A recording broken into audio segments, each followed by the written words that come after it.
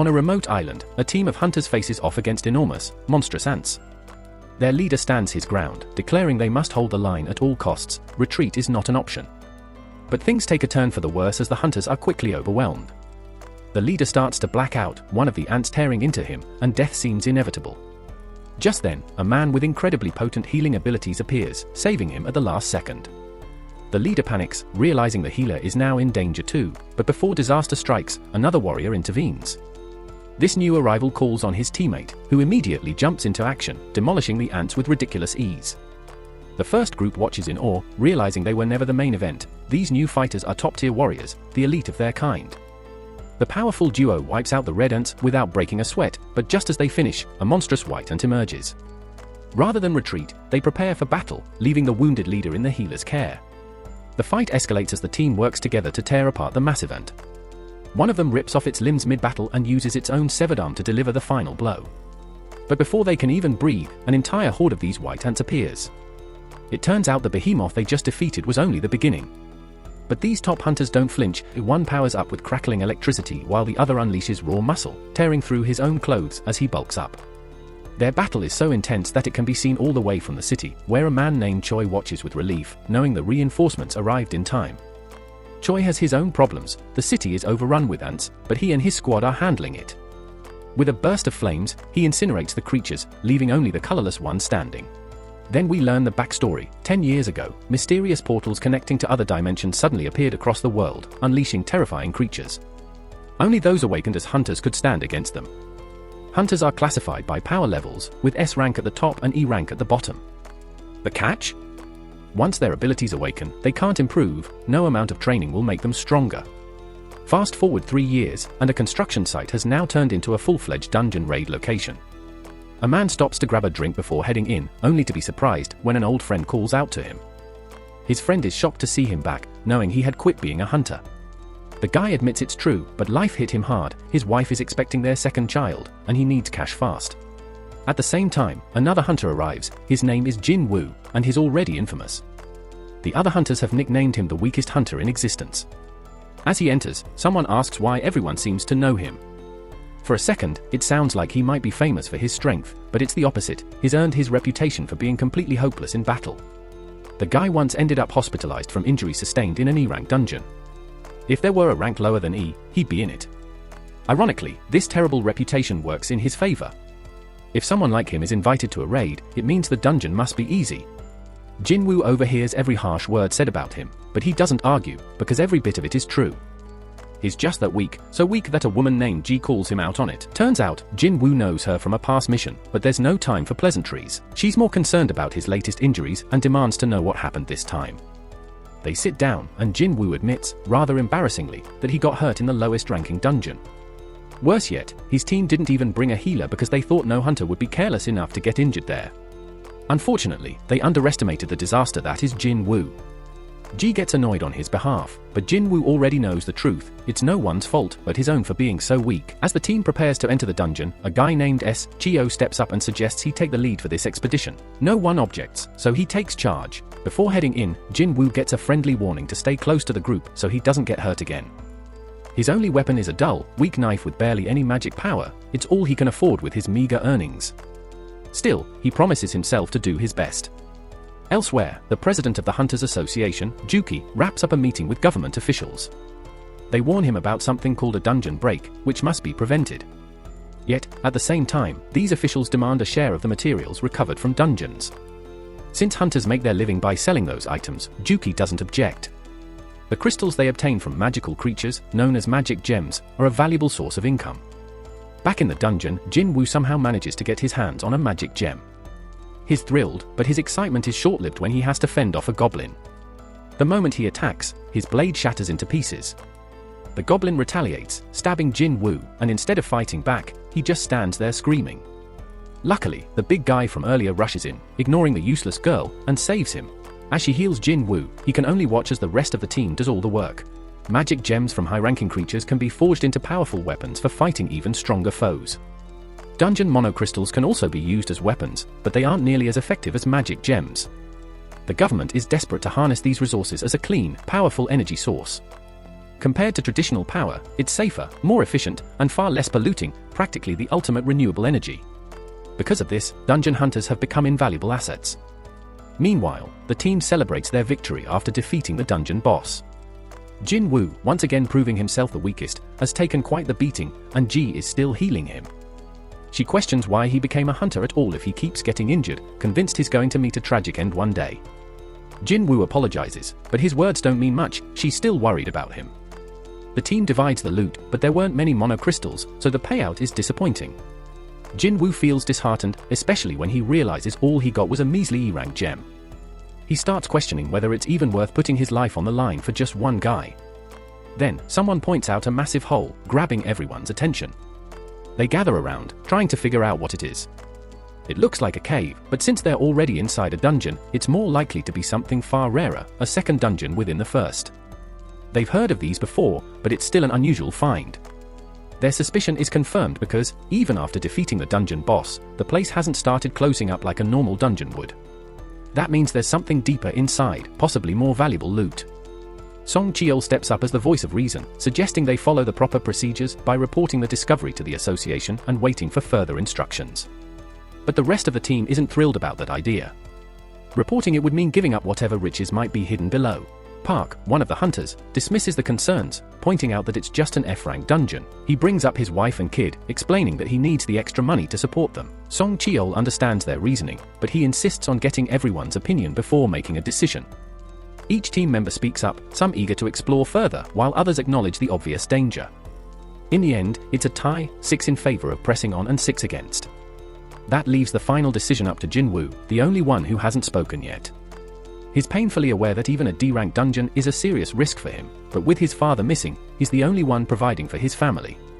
His mother is hospitalized, and his sister has dreams of attending college. He can't afford to stay broke forever. Taking a deep breath, he chooses to move forward. Elsewhere, in a testing facility where people are being evaluated for magical potential, recruiters are eager to scout new talent. A high-ranking hunter, Choi, has given orders that anyone with promise, regardless of age or background, should be recruited immediately.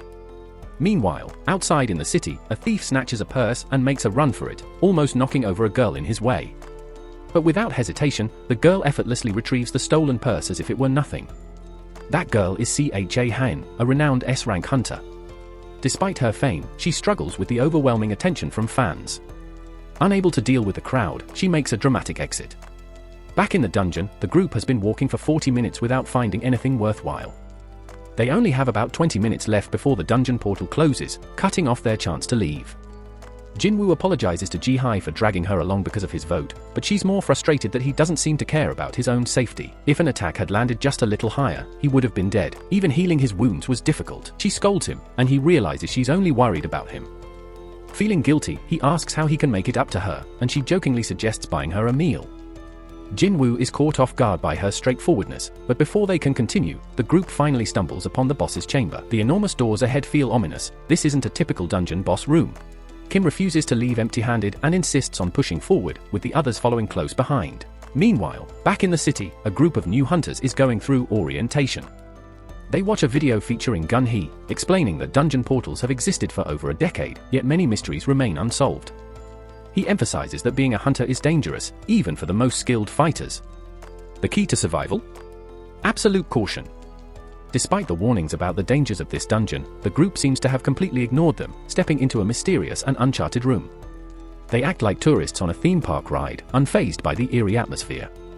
The statues inside are ancient, likely over a century old, and Jinwoo finds himself drawn to the largest one. Meanwhile, Ji starts feeling uneasy. The silence is suffocating. Everyone wonders where the boss could be, and Song Shel's gaze locks onto a strange-looking magic circle on the floor. However, his attention shifts to a tablet inscribed with ancient commandments dedicated to some forgotten god. But something else seems to be bothering him. Ji suddenly claims she saw the massive statue's eyes move, as if it was watching them. Jinwoo dismisses it as paranoia, but before anyone can react, the doors slam shut with a deafening bang. Panic sets in, and one unlucky guy, who never wanted to enter in the first place, tries to flee. He barely takes a step before one of the statues cleaves him in half in an instant. The team is paralyzed with fear, not just because someone just died, but because it happened so fast they realize they don't stand a chance. Jinwoo's eyes dart back to the colossal statue, silently praying that it stays still, but to his horror, it looks right at him. His mind flashes back to his past. He's no stranger to life or death situations. His first mission left him stranded and nearly killed. Another time, he almost starved in a maze. Even a weak magic beast once injured him badly enough to land him in the hospital for weeks. For someone like him, even the lowest tier dungeons are a death trap. Unlike most hunters who earn better gear by selling gems, Jin Woo scrapes by with a cheap knife, and if it ever breaks, he has nothing left but his bare hands. His clothes are worn, full of holes, and he's constantly mocked. Trapped in this deadly profession that barely pays, his only survival tactic is outsmarting every threat around him. Back in the present, his instincts scream danger as he senses the power radiating from the giant statue, but he has no time to warn the others. Without warning, the statue unleashes a devastating beam from its eyes, reducing everything to ruin. The team is thrown into chaos, unable to comprehend what's happening. Ji trembles in fear while Jin Woo wonders how things went so wrong so fast. They're trapped, with no escape. Even if he gets lucky today, he knows deep down that his luck will run out eventually. Song Shell commands everyone to stay still, realizing that moving will trigger another attack. Jin Woo freezes, paralyzed by fear. Song acknowledges Jin Woo's earlier warning, admitting that his shout saved them all. But then Jin Woo notices something horrifying. Song is standing there, calm and collected, despite the fact that he's just lost an arm. Jin Woo quickly moves to stop the bleeding, as Ji is paralyzed with fear. Song, who's experienced his fair share of B-rank dungeons, realizes something terrifying. This statue isn't just A rank. It might even be S rank. His eyes dart to the ancient tablet, which warned about worshipping a god or facing punishment. That's when Jin Woo pieces it together. This statue is the god the tablet was talking about. 10 years ago, these strange gates started appearing worldwide, bringing chaos and supernatural events with them. Some people awakened incredible abilities, becoming hunters tasked with clearing these dungeons. Once a hunter's abilities manifest, they never change. Meanwhile, at school, Jin Woo's sister talks to a classmate about how her brother is constantly getting injured. The girl can't believe that someone like Jin Woo is a hunter, scoffing that even she would make a better one. Back in the dungeon, Song tries to strategize a way out, but one impatient man snaps. He just joined a famous guild and refuses to die here. Believing in his own absurd speed, he makes a break for it. And yeah, the guy is fast, until the statue instantly disintegrates him, leaving nothing but his twitching legs behind. That brutal display makes it crystal clear, if the statue wanted them dead, they'd already be corpses. But for some reason, it hasn't wiped them out yet. Jin Woo suddenly understands, it must be connected to the first commandment, worship God. With a new resolve, he rises to his feet, a determined fire in his eyes. Song watches, both worried and impressed, realizing that Jin Woo refuses to die here. Locking eyes with the statue, Jin Woo stands his ground, and just as it's about to attack, something changes. He takes a gamble and orders everyone to bow. His logic? If they show proper respect, the statues might hold back. No one else has a better plan, and with raw fear controlling them, they all drop to their knees, praying this insane idea works. The air is thick with tension, but then the statue shifts, it moves. And not just a small twitch, it stands all the way up. Panic surges through the group. One overconfident guy, mistaking this as a sign of success, jumps up in excitement, completely ignoring the warnings. But Jin Woo isn't fooled, he senses there's more to this nightmare. Then, the second commandment reveals itself, praise God. A brave long-haired man steps forward, hands clasped in prayer, hoping to appease the statue with his words. At first, it seems to be working, the monstrous thing slows its movements. But Jin Woo isn't convinced. And then, boom, the statue stomps the poor guy into the ground, proving him dead wrong. A terrified girl gets crushed in the chaos, and everyone scatters in pure terror. Harks, thinking of his family and swearing not to die here, makes a desperate move, but another statue slices him apart like nothing.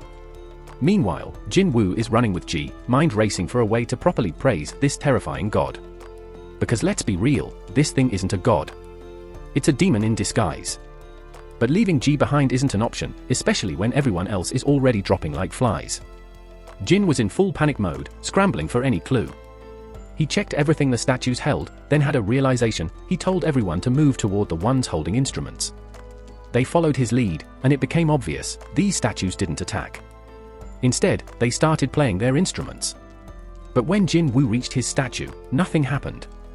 He figured it wouldn't work with two people, so he left Ji behind. As soon as he did, the statue began playing.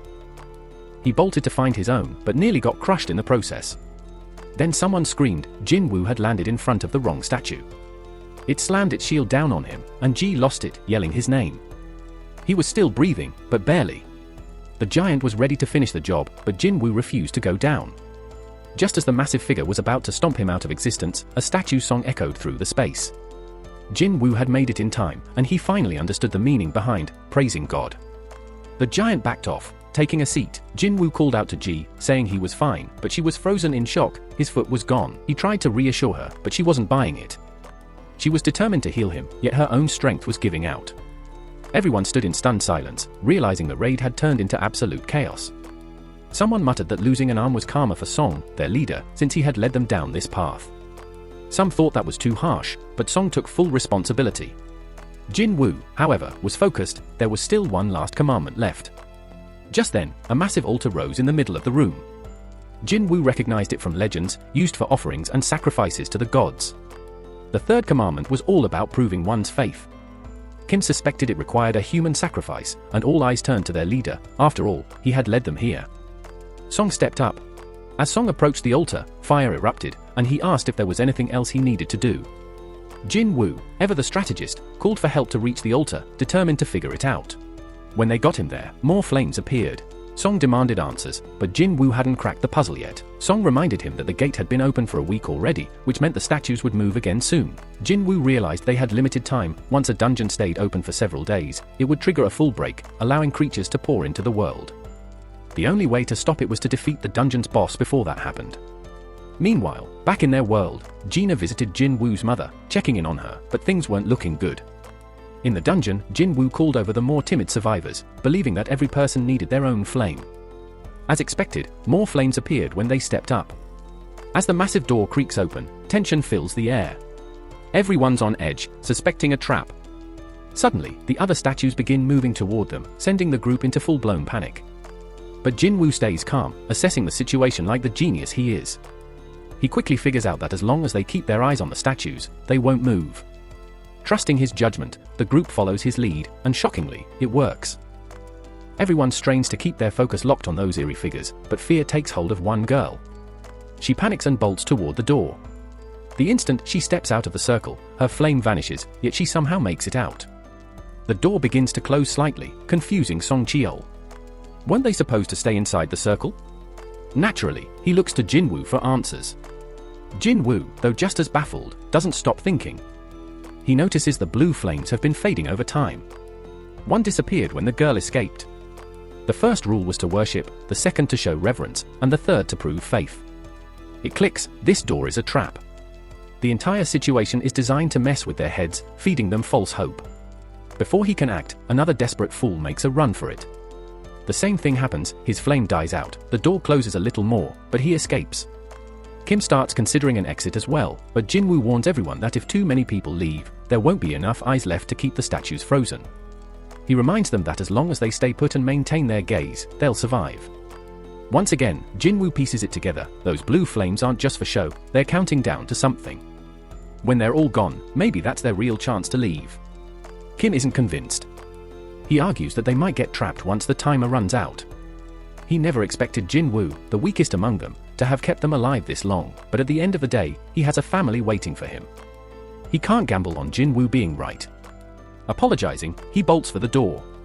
With one more person gone, there aren't enough eyes left to keep all the statues in check. The creatures begin moving once more. Jin Woo braces himself, determined not to go down without a fight. Things have never been this bad before, but then, Song Cheol does something unexpected. He tells Jin Woo and Juhee to run. He's figured it out, if even one person stays by the altar, the door will remain open. Since Jin Woo and Juhee still have long lives ahead of them, he insists they should escape while they can. He asks Juhee to look after Jin Woo, but she's frozen in place. Her legs won't move. That's when it dawns on him, she must have exhausted herself trying to heal Jin Woo earlier. Jin Woo makes a snap decision. He orders Song Cheol to take Juhee and leave. She needs someone to carry her, and Song Cheol is the only one who can. But Juhee refuses, she'd rather stay behind. He hands her his gem, telling her to buy herself a meal and save his change for when they all make it out. She still won't abandon him, but before she can argue, Song Cheol apologizes, then knocks her out. Song Cheol shoots Jin Woo a regretful look, mutters an apology, and makes a break for it with Juhee in his arms. At least Jin Woo can take solace in knowing he's the only one left to face the inevitable. His only regret? Not securing a solid life insurance plan. With grim determination, he grips a sword, refusing to go down without a fight. If he's going out, he's taking at least one of these monsters with him. The statues don't hesitate, they go full berserker, tearing into him mercilessly. That doesn't matter to these monsters. They hack away, and when one of them slices off his arm, pain unlike anything he's ever felt surges through him. His scream is raw, but his fury is even stronger. It shouldn't end like this. He worked too damn hard to get stronger, and for what? Just to be torn apart? The statues don't let up, battering him, slashing, crushing, but he refuses to let go of the fight. Not just some weakling, he's a survivor. He wants to scream in sheer defiance, but he doesn't even have the strength for that anymore. The moment a blade pierces his chest, he knows it's over. Yet, rage still burns in him. His thoughts shift back to the ones who fled earlier. They said they couldn't take it, but deep down, they were just cowards. Selfish. He has people waiting for him too. He wants to go home, just like they did. But here he is, the only one left to die. His body is failing, his breath coming in ragged gasps. Maybe, in some twisted way, it's better that only he has to suffer. But then another thought creeps in, how much of a hypocrite is he for thinking that? He doesn't want to die. He's barely hanging on when the final blow comes crashing down. In his last moments, he just wishes he had one more chance. Then, just as everything fades, the final blue flame flickers out. A sudden notification appears, as if from nowhere. It announces he has completed a secret quest, Courage of the Weak. A reward awaits, the chance to become a player. But there's a catch. If he doesn't accept, his heart will stop in mere seconds. With no time to think, he slams the yes button. Next thing he knows, he's waking up in a hospital bed, completely intact. No missing arm. No gaping wounds. He swears he was torn apart, but his body is perfectly fine. His mind reels, was all of that real?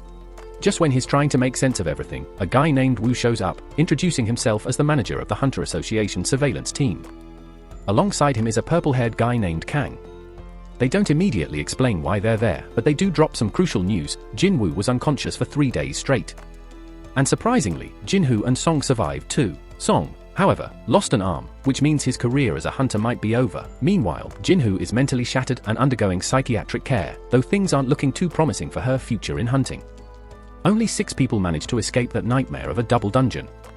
Being a hunter is dangerous as it is, but what happened in that place was beyond anyone's worst fears. The real mystery, though? When another guild arrived later after getting the survivors' distress call, they found nothing, no temple, no statues, just Jin Wu. The survivors all gave identical accounts of what went down, and since their stories lined up perfectly, no one doubted them. It was an unbelievable situation. That's when Wu drops a theory. He looks at Jin Wu and asks if he might have experienced a second awakening. Typically, a hunter's power is fixed at the time of their awakening and doesn't change. But on rare occasions, a second awakening can happen, breaking past previous limits, even reaching the legendary S rank. Jin Wu can't help but get excited at the idea. Wu then brings out a device to measure his power, hoping to confirm this theory. If the survivors were telling the truth about facing an incredibly powerful creature, a low-ranked hunter wouldn't have stood a chance. Jin Wu braces himself for the results, but things take a disappointing turn. His mana score comes back as a pathetic 10. Even E-rank hunters usually have at least 70.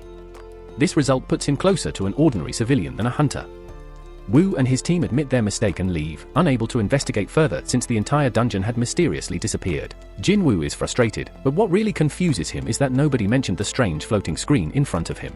He's the only one who seems to see it, and after some experimentation, he realizes it functions like a touchscreen. He recalls receiving a message about becoming a player, but before he can dwell on it, his sister interrupts.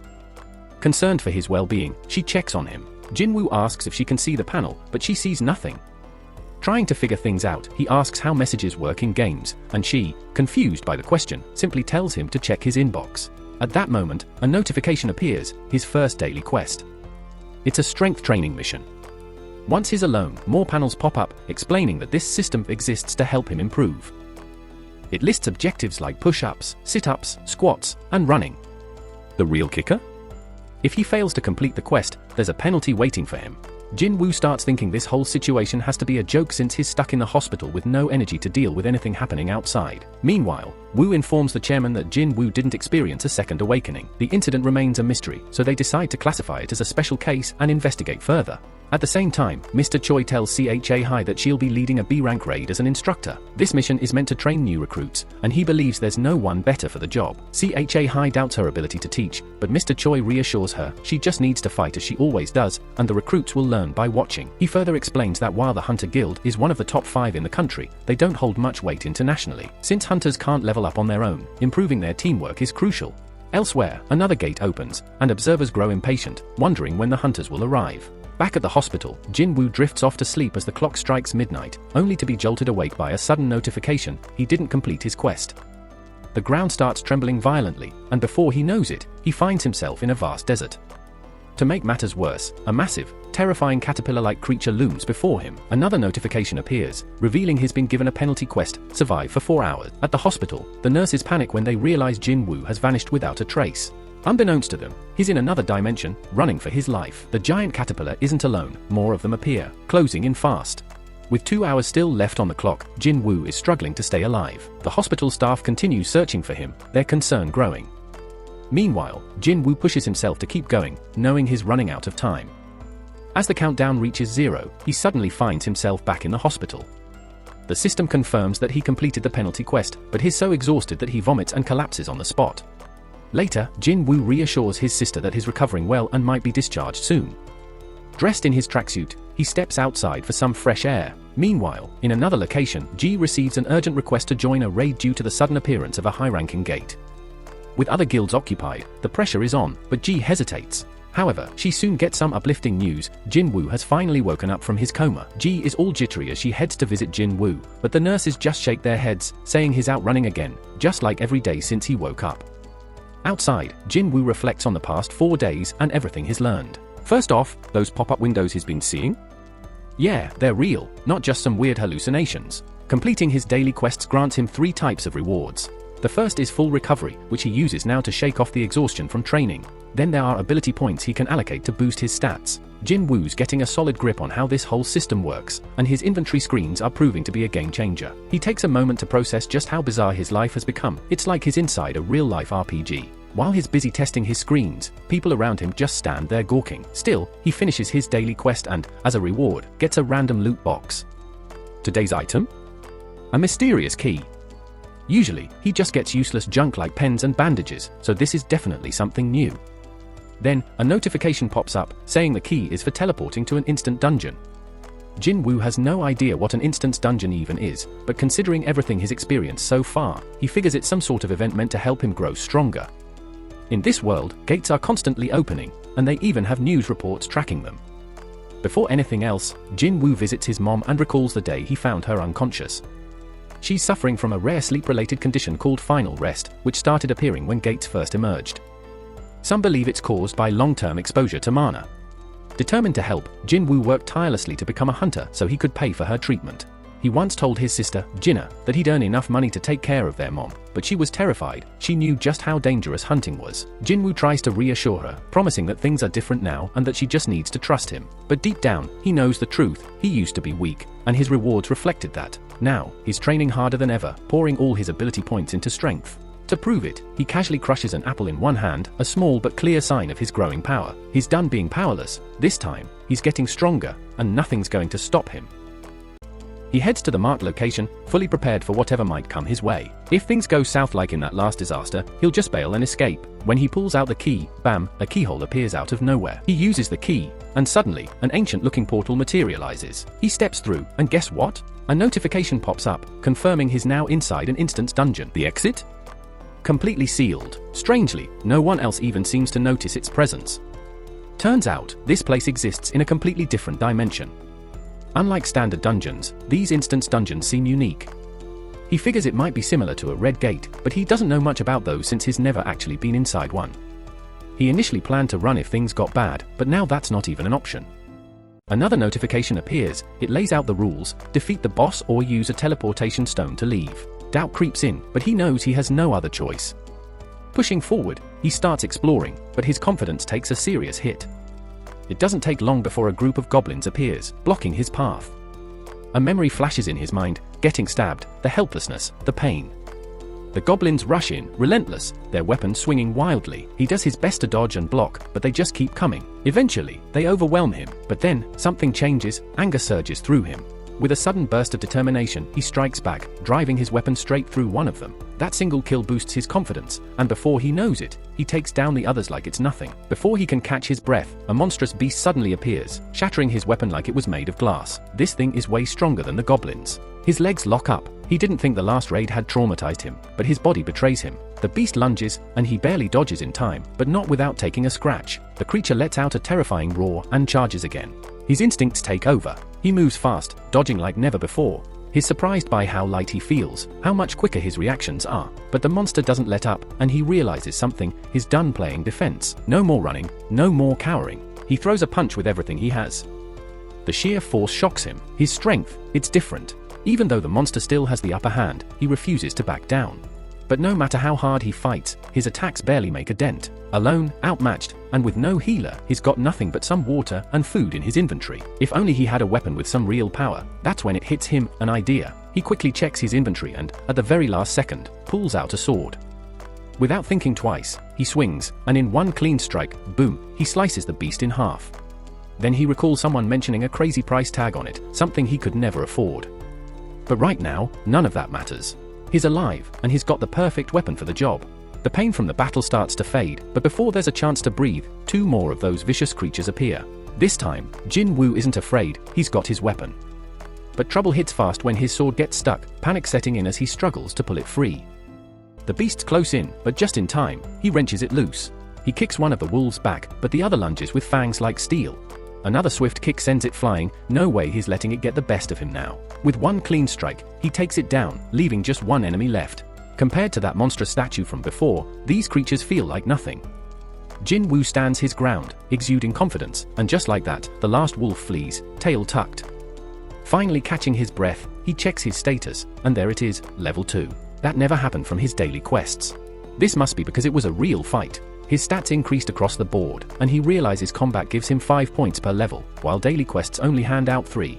If he wants to get stronger, fighting is the way. He's not sure how much a single stat point matters yet, but strength is the top priority. Now at 32, he feels unstoppable. The stronger his foundation, the greater his gains. Fired up, he searches the beasts, expecting essence stones, but instead, he finds items, just like in a game. Then comes the next surprise, his system has a shop.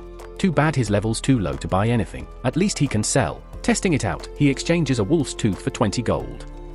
It doesn't sound like much, especially in an E-rank dungeon, but it's a start. Now, the real question, what's next? He can't leave without beating the boss, but there's no teleportation stone in sight. Staying too long means running out of food, and facing a boss at his current strength. Not an option. Maybe leveling up first is the best call. Just as he's weighing his choices, reality slams him. An entire pack of wolves appears. No room for fear. He's already faced death once, so this time, he charges straight in, blade swinging. He's cutting through them like they're nothing, refusing to fall. Something shifts in him. He doesn't just want to survive. He wants the fight to drag on, to test his limits, to get stronger. One by one, the beasts fall, and notifications flood his vision. Then comes the final one. He's now the wolf assassin. Outside, passers-by glance at the portal, complaining about the city's inaction. Meanwhile, inside the dungeon, Jin Woo is exhausted, his weapon barely holding together. Just as he's about to crash, a new notification explains his title's perks, 40% enhanced abilities against beast-type monsters. Then, checking his inventory, he spots a pile of loot, fangs, a cloak, and, most importantly, a teleportation stone. He could leave right now, but something makes him hesitate. Since this might be his only shot at getting stronger, he can't afford to waste it. He has no idea what will happen to this place once he leaves. It could just disappear like a temporary event in a game, vanishing without a trace. Faced with this dilemma, Jin presses forward. Meanwhile, Ji gets an urgent call from the Hunter Association about a nearby dungeon breach. They're running low on healers and need her assistance. Feeling guilty for declining before, she realizes Jin has been pushing himself to his limits, and it's time for her to do the same. Back in the dungeon, Jin notices that as his level rises, taking down enemies becomes much easier. Even the way they're described starts shifting. White means weak, orange means they're on his level, and red signals a real threat. The wolves that once registered as red are now white, proving just how much he's grown. However, there's a monstrous presence below that he knows he isn't ready to handle yet. His sharpened instincts warn him of something overwhelmingly dangerous lurking in the depths. The mere thought of it sends a chill down his spine. His blade is on its last legs, and it doesn't seem like he can level up much more in this area. But strength is his ultimate goal, so he decides to push forward. The moment he reaches the lower level, a sudden attack strikes at lightning speed. His weapon snaps in half as a massive serpent emerges before him. Even with all his progress, the creature's strength rating is still orange, meaning it's in a whole different league. There's no doubt, this beast is the dungeon's boss. With no way to pierce its armored scales, fighting empty-handed would be a death wish. When the snake lunges, he does everything he can to strike back, but the creature's resilience is absurd. His attacks barely scratch it. All he can do is dodge, but the serpent is relentless. It lashes out with its tail, forcing him into a desperate defense. Even then, the impact sends him flying, leaving him battered and struggling. The battle only intensifies. The beast keeps attacking, hurling him around like a rag doll. At one point, he barely avoids being crushed under debris. He thought he had finally become strong, but reality proves otherwise. As he dodges another devastating attack, frustration creeps in. How much stronger does he have to be before he stops being seen as weak? Memories of the ridicule he faced resurface. People called him the weakest, a joke among hunters. That humiliation fuels his determination. This monstrous foe is leagues above him, overpowering him at every turn. The sheer difference in strength forces him to reflect. In this world, only those with power get to decide their fate. The weak are always at the mercy of the strong, left to cower and accept whatever comes their way. No matter how smart or kind someone is, without strength, they have nothing. Something shifts inside him. If kindness and effort won't change anything, then he'll carve his own path through raw power. With that resolve burning inside him, he throws himself back into the fight, refusing to back down. The snake flings him aside again, but he doesn't care. This is just the beginning. Jin vows to rise above everything and crush whatever stands in his way. Suddenly, his entire body starts glowing. Jainu dodges the serpent once more with expert precision and slashes at it with his sword. The memory of that terrifying raid flashes in his mind, but he quickly shakes it off. This is nothing compared to that nightmare. Determined, he pulls off an insane maneuver, using his sword as a platform to ride the serpent before discarding it and grabbing the beast with his bare hands. Jainu admits he's been obsessed with building his strength ever since he got access to this insane power system. Now's the time to put it to the test. Ignoring the snake's desperate thrashing, he digs in with sheer brute force, tearing through its scales. It's too late for the beast. Jainu knows he's already won. He demands its end, his overwhelming strength crushing the creature completely. Then, boom! A notification appears, multiple level-ups achieved. Laughter erupts from him. He can feel it, he's stronger than ever. As the dust settles, another message confirms his victory over the swamp's ruler. His reward? A deadly dagger forged from the serpent's fangs, packing twice the power of a regular sword, complete with paralysis and life-draining effects. On top of that, he receives a toxic elixir that enhances his defense but permanently affects his muscles. The dungeon shifts, transforming into what looks like a deserted station. Wandering through with his broken sword, he notices the eerie emptiness. A soldier rushes over, urging him to take cover, until he realizes Jainu is a hunter. Quickly correcting himself, the soldier suggests they team up. Monsters are swarming the area, likely from a dungeon breach spilling creatures into the city. The soldier explains that most threats have been neutralized, but one massive beast remains. Jainu's heightened senses pinpoint the exact location of the boss. It's a towering golem, rampaging through the battlefield while terrified civilians scramble for safety. The struggling hunters attempt to hold their ground, but the golem's defenses are near impenetrable. Their leader orders the healers to focus on sustaining their tank, but frustration grows. The healers insist they're already doing everything they can. The tank, barely holding on, questions why the damage dealers aren't making a difference. They're attacking relentlessly, but their blows barely leave a scratch. Worse, they lack a sufficient number of magic-wielding hunters to deal with the golem properly. Jainu assesses the chaotic battlefield and immediately notices the issue. This group was hastily assembled with no real synergy. Using his advanced perception, he quickly scans their ranks, 2 C ranks, a couple of D ranks, and a lone tank struggling to withstand the pressure. No wonder they're struggling. Then, his eyes land on one of the healers, G. A nearby hunter urges her to contribute more, reminding her that she's supposed to be a high-ranked healer. Shaken by traumatic memories of an earlier encounter, G hesitates, her focus slipping. The hunter scolds her to snap out of it. Jainu understands her fear all too well. He still remembers the horror of facing true monsters. But then, clarity strikes. This golem? It's nothing compared to the nightmare he already survived. Meanwhile, panic spreads among the hunters. They know they're losing. Without a higher-ranked fighter, victory is slipping away. That's when Jainu steps forward. Analyzing the golem's defenses, he realizes there's a weak point. If they can shatter its armor, they can take it down. Without hesitation, he launches his broken sword with immense force. The impact is explosive. The golem's shield crumbles under the sheer power of his strike. The hunters keep attacking, but their blows barely scratch the surface. Somehow, they manage to bring it down, stunned that they actually did it. But the tank guy isn't buying it. None of our attacks were working before. What the hell changed? He knows for a fact it wasn't them because they couldn't even make a dent. Then, he spots a sword lying nearby and starts putting the pieces together. The realization hits, this sword was the key. But it doesn't make sense. This thing was a boss-tier golem, immune to damage even from 10 hunters, and now it's wrecked by some old, beat-up blade. He asks if anyone saw who used it. One of the soldiers says it was the fisherman they brought along. But here's the twist, the guy's vanished. The tank stands there, baffled, trying to process it. Whoever this was had some serious, next-level strength. He starts wondering just how powerful this mystery hunter really is. Meanwhile, Jinwoo had already slipped away, keeping his abilities under wraps. Even he's surprised, he didn't expect that one move to do so much damage. He figures the monster must have been on its last legs before he struck. Later, at the hospital, the nurses are gossiping about Jinwoo's rank. He looks ordinary at first glance, but the dude is shredded. Inside his room, he's grinding through his daily workouts, and the nurses can't stop talking about him. One of them straight up falls for him after catching him mid-workout, stunned by his insane transformation. Today's the day he's finally checking out of the hospital, and a desperate nurse asks for his number, but Jinwoo, still lost in thought, assumes she just needs it for follow-up test results. Meanwhile, on the news, we catch up with Beck, the S-rank hunter who fought the giant ants. He's one of only 7 S-rank hunters in the country, giving us a glimpse into the high-stakes life of an elite. He explains that constant training is a must. One mistake could get his whole squad wiped out, so he's always sharpening his skills. Back at home, Jinwoo's sister, Jinya, notices something different. He's taller, bulkier, stronger. Jinwoo reminds her to take an umbrella to school before seeing her off. Left alone, he wonders if his insane muscle growth is from his increased stats. If he keeps this up, he might as well become a pro bodybuilder. Now, he's got new points to allocate. Sitting at level 18, he debates where to invest them. Strength boosts his attack power, but it's useless if he can't land a hit. Then there's vitality, perception, and agility. He also has an intelligence stat, which he assumes is linked to magic, but he's unsure if he even needs that right now. After thinking it over, he dumps all his points into strength and perception. Just then, his landlord calls, reminding him he's overdue on last month's rent. Lucky for our guy, he's leveled up big time, so handling goblins is a breeze now. That means raking in cash is easier, but there's a catch: real money comes from high-level gates, and nobody's letting a bottom-tier hunter step inside. Jinwoo considers getting reassessed, but that's a serious gamble. Awakening twice is almost unheard of, and no one's ever seen a hunter keep growing stronger like him. He chooses to keep his power hidden for now until he understands it better and can protect himself. Out of nowhere, he spots an interesting job and dashes off. He keeps grinding through daily training to earn rewards and meets a hunter named Hwang. Hwang apologizes since his team sees Jinwoo as a weakling, but Jinwoo plays along, not denying it. Hwang explains they need 8 people to enter a mid-tier dungeon, and they're 1 short.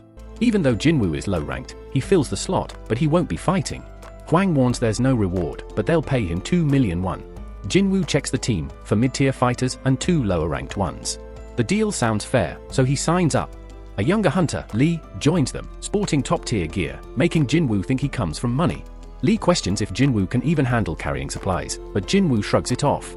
Lee has no clue Jinwoo is way stronger than he looks.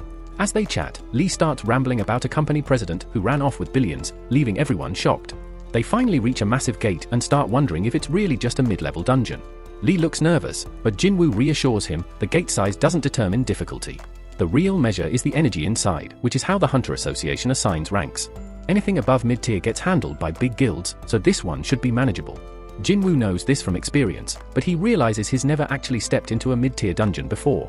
They step inside, using light sources to scan the area, but something feels off. There are no creatures in sight.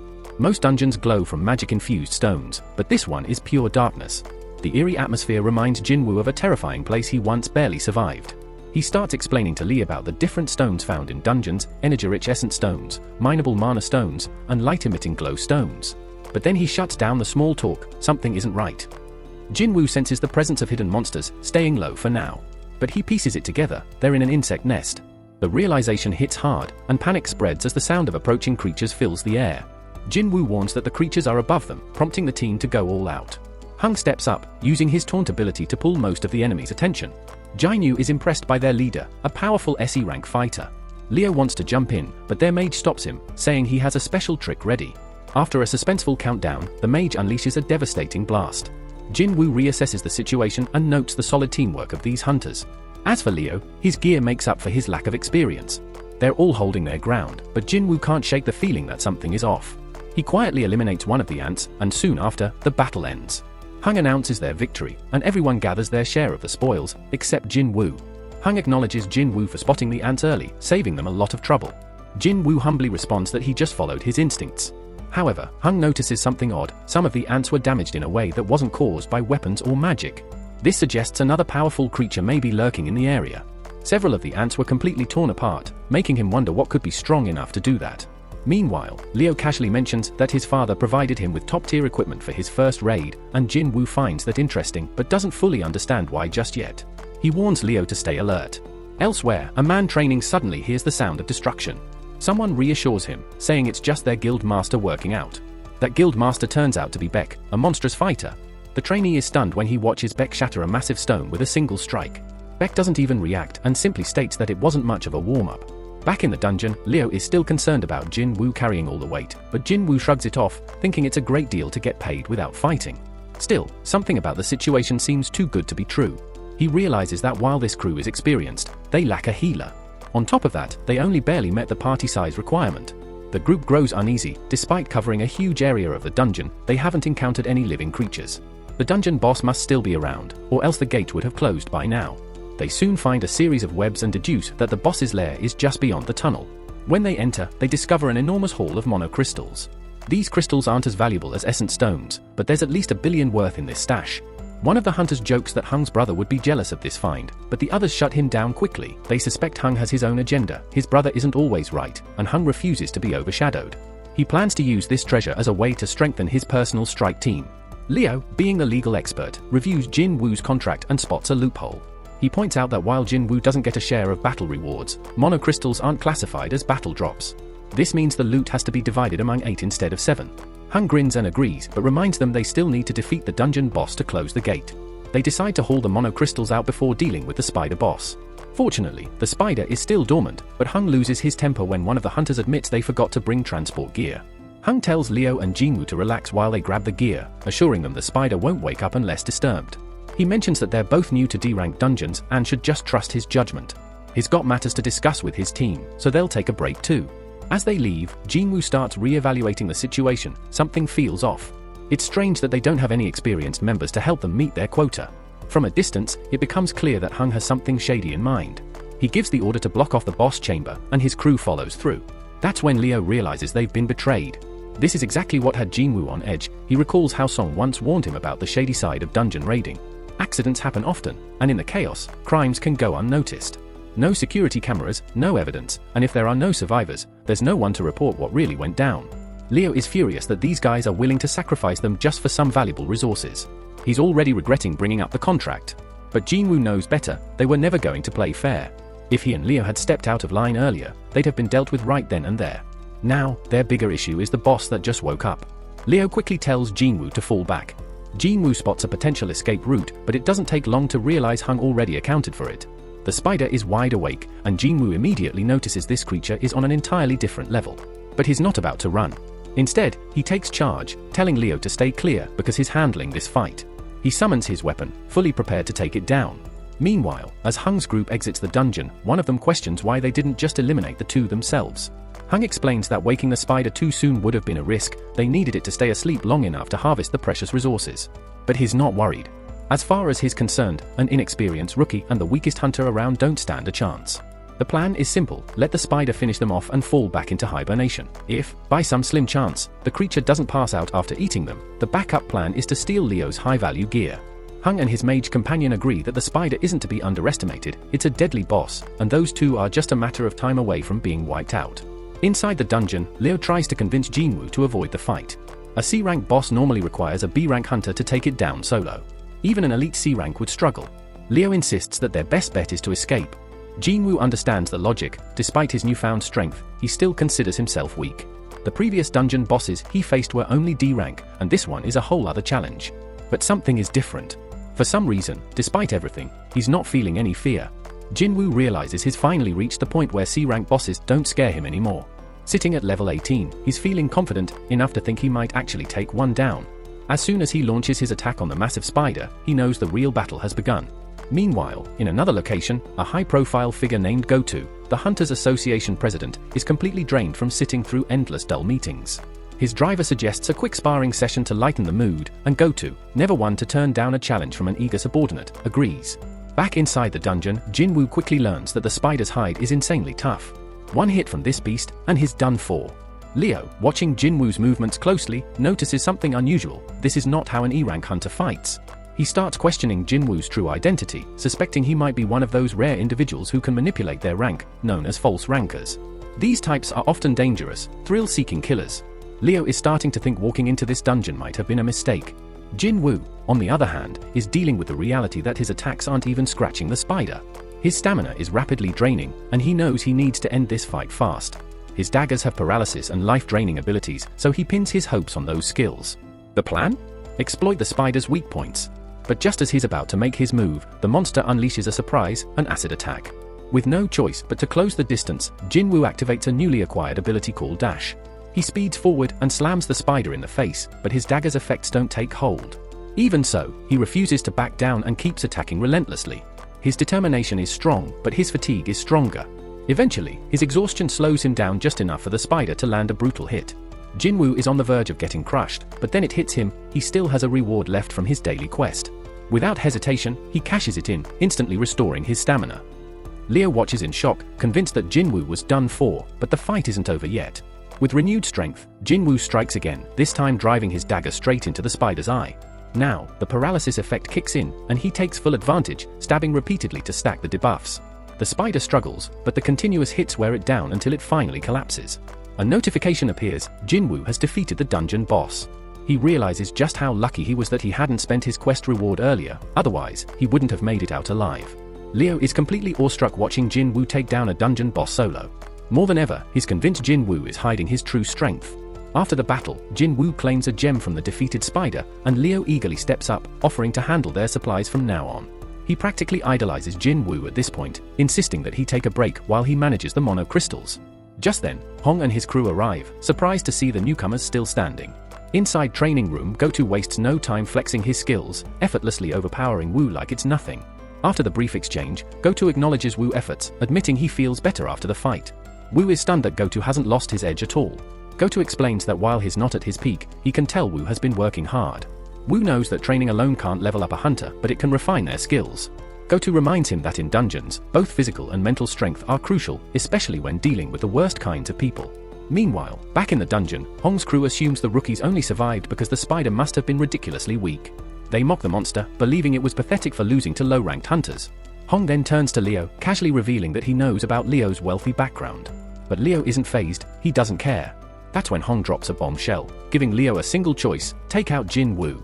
Hong explains their usual tactic, recruiting party members just to kill them off and keep the loot. But this time, they're willing to spare Leo if he takes out Jinwoo himself. If he refuses, they'll just kill them both. Hong sees Leo as a potential problem, especially since his gear gave him the power to defeat the spider. Rather than risk a direct confrontation, he tries to manipulate Leo into eliminating Jinwoo for him. At first, Hong is pleased when Leo moves toward Jinwoo, expecting him to strike. But his smugness turns to shock when Leo instead stands by Jinwoo's side. Ruthless Group makes a brutal decision, deciding to eliminate their targets without hesitation. Right at that moment, Jin receives an urgent mission. It's intense, requiring him to eliminate 6 enemies right in front of him. The gang decides to target the weakest one first, so the mage launches an attack on Jin. Leo, watching from the side, is seriously worried about his new ally and panics when he sees how battered Jin is. Meanwhile, another fighter, Chari, boasts about her skills after swiftly taking down a fierce beast. The women in the squad consider themselves fortunate to be part of 2 of the most powerful groups, especially since other teams have horror stories of extreme losses. Back in the battlefield, Hung is convinced it's over for Jin. But instead of accepting defeat, Jin scolds himself for his lapse in judgment. This world is ruthless, where only the strong survive through deception and betrayal. He gets furious at himself for forgetting this reality, realizing he's become numb to it. Now calm, Jin reflects on his mistakes. His arrogance made him careless. The system that governs his abilities is forcing him to kill, making him question its true purpose. He figures out that it isn't just helping him out of kindness, it needs him alive, but also stronger. If the system is using him, then he decides he'll turn the tables and use it right back. Jin reminds the others that the weak always fall in this brutal environment. The group nods in agreement, thinking he understands their mindset, but then he warns them to be prepared for when the tables turn. One of them scoffs at being called prey, but before he can react, Jin strikes without hesitation. His blade slices through the air, and a head rolls. The kill count flashes before Jin's eyes. He just took a life. But he knows he had no choice. Hesitation would have meant his own grave. There's no going back now. In this world, only the strong endure. The group snaps out of their shock, stunned that someone ranked so low could eliminate one of their stronger members. They rush at him with everything they've got, but it's futile. Jin dismantles them, one after another. His abilities kick in, allowing him to take down 2 more foes swiftly. The archer falls next, followed by the mage. Now, only one opponent remains. Watching all this, Leo is in complete disbelief. Jin is far stronger than he was when they previously fought. Hung, the last opponent, fortifies his body, believing that Jin must be exhausted after fighting a dungeon boss and eliminating 5 others. With his enhanced durability, he assumes Jin's weapon won't even scratch him. But as he lunges forward, Jin moves with shocking speed, catching him off guard. Hung had underestimated him. Jin then reveals the truth: he has been leveling up this entire time. Panic sets in for Hung as he realizes Jin isn't as weak as he first thought. Desperate, he offers double the money to spare his life, but Jin refuses. This man tried to kill him 3 times, no amount of money changes that. Hung attempts to threaten Jin one last time, but Jin throws his own words back at him: everything that happens in this place stays in this place. Realizing there's no escape, Hung tries to act tough until the end, but Jin doesn't hesitate, he ends it. With his mission complete, the dungeon suddenly begins collapsing, the result of their battle against the boss. When they finally escape, they are the only ones left standing. The official overseeing the situation doesn't believe it, the lowest ranked individuals shouldn't have survived something like this. But her suspicions fade when she gets distracted by leftover equipment. Jin is stunned to realize that he's being rewarded for the bloodbath he just caused. Then, something catches his attention: he has unlocked a terrifying skill that instills fear in his enemies, cutting their abilities in half. The official assumes Leo survived due to his high-quality gear and dismisses Jin as a weakling who probably hid the whole time. Leo, however, knows the truth and quietly acknowledges Jin's strength. As rain begins to fall, he wonders if something is wrong. But Jin, with a rare moment of peace, simply smiles. He's just happy knowing his sister has an umbrella. Somewhere else, Wu hears about this wild incident: 6 hunters got wiped out, and only 2 made it out alive. Normally, when things go south, hunters retreat, but what really shocks him is that these survivors actually managed to take down the dungeon boss before escaping. Before the guy can spill any more details, Wu cuts him off, but then the real shock drops: one of the survivors is none other than Jin Wu. That name alone explains why this whole thing turned into a big deal. Meanwhile, Jin Wu heads home and tells his sister he's handling their mother's hospital bills for a while. Gina assumes he must have cashed in big from his last raid, but then she pauses: he doesn't even have a scratch on him. She figures his team must have been top tier, making the fight a breeze. Jin Wu doesn't argue: yeah, it was easy, but not just because he was strong. This time, he didn't hesitate to finish the job. The old him would have looked for an escape route, but now? He was more annoyed that those guys even thought they had a chance. Maybe leveling up made him bolder, but he reminds himself, these weren't dungeon monsters. They were people. Gina snaps him out of his thoughts, and he refocuses: his strength exists for a reason: survival and protecting his family. If he had to do it all over again, he wouldn't hesitate. Just then, he notices something: there's a harmful substance in his drink. But even after sipping more, he feels nothing. That's when a notification pops up: one of his rewards from the dungeon grants immunity to toxins and enhances his regeneration. He was too busy that day to check, but now it all clicks. No wonder he was able to grow his damn arm back. Later, Jin Wu meets up with Leo, who's beyond grateful for being saved, but Jin Wu brushes it off. Leo never spilled the truth about what really happened in that dungeon, so Jin Wu isn't expecting any favors. But then Leo drops another surprise: he's assembling a strike team. Before he can even ask, Jin Wu shuts him down. Leo begs him to at least hear him out: he just needs him for 19 raids. Turns out, Leo wants to become a guild master, and for that, he needs 20 successful raids. His father, who runs a construction company, is planning to start a guild, and Leo wants to help. Dungeons are dangerous, sure, but the rewards, magic crystals, essence stones, rare loot, make it all worth the risk. Jin Wu understands the business move: having hunters raid dungeons for a company is smart. But what really shocks him is Leo's next statement. His dad wants an S-rank hunter to lead the guild. That's a big deal. There are only 7 S-ranks in the whole country, and the only one who isn't already taken is a guy who's retired. That means Leo's father plans to poach an S-rank from another guild, a risky move. Jin Wu warns Leo that stealing an S-rank would only create enemies, but Leo remains determined. Switching tactics, Leo points out that Jin Wu will need backup if he wants to keep his growing power hidden. And honestly, it's a smart angle.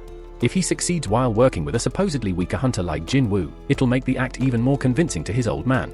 Leo takes Jin Wu to see the planned guild headquarters, a building worth a ridiculous 30 billion U. That's a serious investment. Then, he makes his final offer: Jin Wu can have it all if he helps with 19 raids. The old Jin Wu would have jumped at the deal. But now? He's the only one who can level up. He's dead certain he'll reach S-rank, or maybe even higher, without any help. His power still holds too many mysteries, and teaming up with someone isn't worth the risk. So, he declines. Leo isn't ready to give up just yet. He swears he'll take Jin Wu's secret to the grave. But one cold glance from Jin Wu shuts that down fast, sending chills down his spine. Without another word, he backs off. Hung's younger brother, Wang, is furious over his brother's death and demands to know more about the 2 survivors. His assistant, Laura, is visibly shocked when he casually asks what happens if someone is killed in another country. Despite her hesitation, she explains that if there's a treaty, he'll have to face consequences there, but if not, he'll be sent back home to deal with the law. Wang wants to leave immediately, but Laura reminds him that he has too many responsibilities to abandon.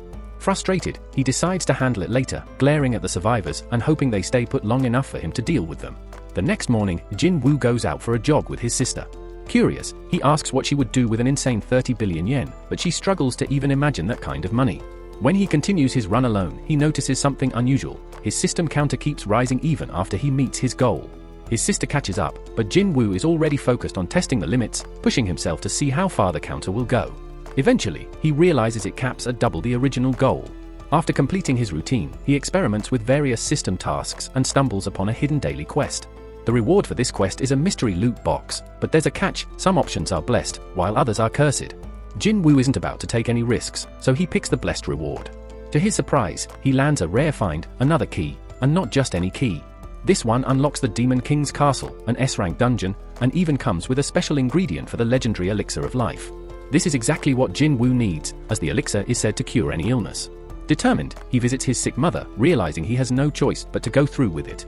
Using the key, he enters the dungeon, immediately sensing the overwhelming danger.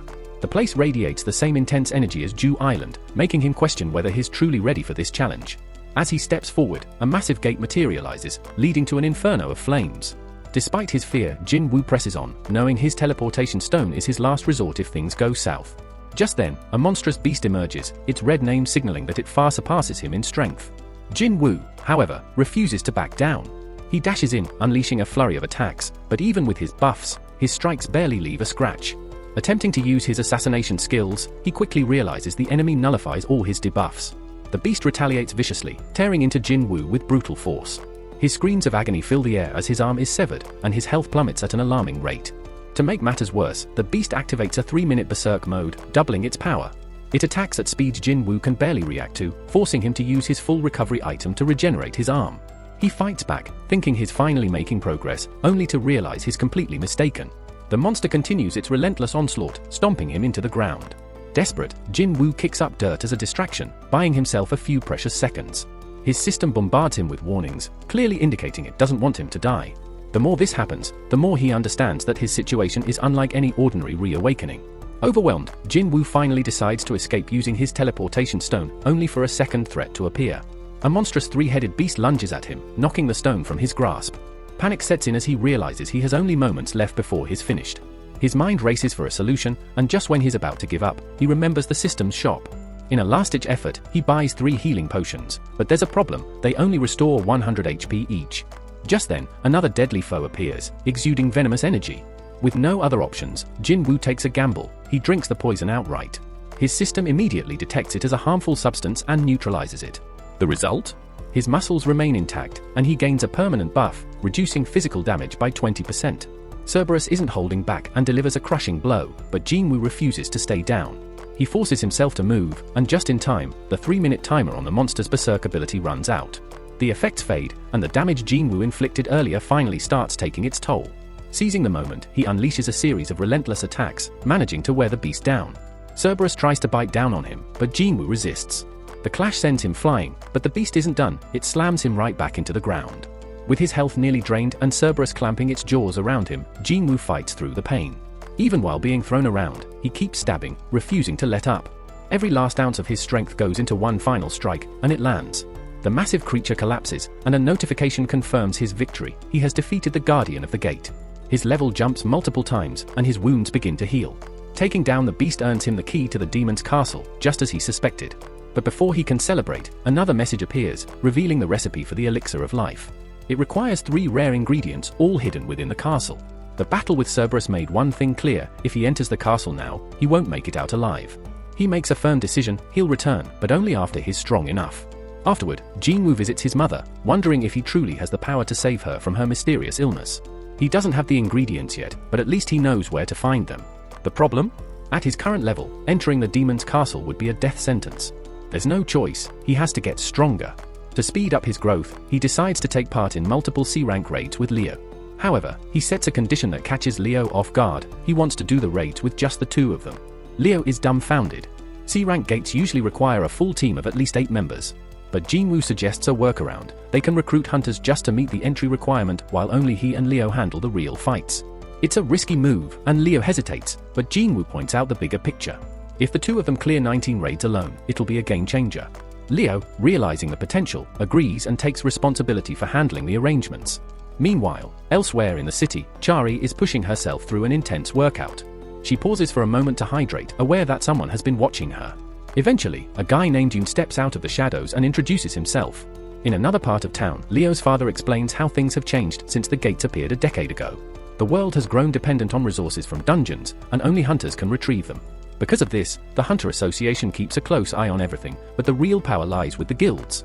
The top 5, Hunter Guild, White Tiger, Reaper, Fame, and KNS, monopolize dungeon profits, amassing massive wealth. Leo's father, however, refuses to accept the status quo. He knows that forming their own guild is the only way to challenge the system. Meanwhile, Leo considers the risks of working with unknown hunters, but if his father appoints him as guild leader, it could solve their problems. Elsewhere, Jinwoo continues his training. He notices that extra workouts no longer give him stat boosts, and the special loot box offer from before is gone. Hoping for a good drop, he opens a regular loot box, only to receive a bingo card. Not exactly what he was hoping for. As time passes, he keeps leveling up, but he realizes that gaining 3 stat points per level isn't making as much of a difference anymore. Leo still needs to pull himself together before tackling C-rank dungeons, but Jinwoo suddenly gets an idea. If he can get back into that penalty zone, he might have a shot at taking down that centipede from before. Still, he knows the battle won't be easy, and there's no telling if he'll even gain anything from it. Right then, Jinwoo gets a notification for a D-rank mission, but hold up, it's from the Hunters Association, meaning he won't be going in solo. Meanwhile, over at a training hall, Song wraps up a sparring session, giving a younger fighter a harsh lesson. The kid admits he wished they had fought when Song was at his peak, but Song keeps it real, reminding him that he can't change the fact that he only has one arm now. Just then, Song gets a raid notification. The kid asks why he hasn't retired yet, but Song has some dark memories and physical scars holding him back. The kid quickly apologizes for bringing it up, but Song tells him it's fine, his prime days may be over, but he still wants to contribute as long as he can. Elsewhere, a little girl plays while her father, Kim, watches nervously. He gets the same raid notification and realizes it's time for his next mission. His wife, worried, reminds him that he barely made it back last time and urges him to reconsider. But Kim insists they need the money since their daughter is about to start school. He reassures her, saying the Hunters Association doesn't send weaker hunters on dangerous missions, except that one time. With that, the family exchanges emotional words before he heads off. At another location, Beck is straight up annoyed about having to sit through a pointless interview. His mood gets worse when Mr. Choi tries to butter him up, but he cools down a bit when Choi points out that he's the best fit for the job. Turns out, Choi called him over to discuss something bigger. Eugene Construction is forming its own guild. But Beck already knows that, so he cuts to the chase and demands to know what Choi really wants. In Ji's room, her mother bluntly tells her to give up being a hunter. Even though Ji is a B-rank hunter, her mom still believes she'll just slow others down. She wants Ji to come home, but that only frustrates her more. Ji snaps, telling her mom to stop trying to control her life. She insists she can make her own decisions and proves it by hanging up. Despite her doubts, she refuses to back down, and right then, she also gets the notification about the D-rank raid. Back at the office, CHA Han walks past Beck and asks Choi about a scout who approached her. Turns out, it was from Eugene Construction. They wanted her as their guild master. She declined, but now she's curious about what they offered Beck. Meanwhile, Beck sits at a bar, reflecting on their conversation.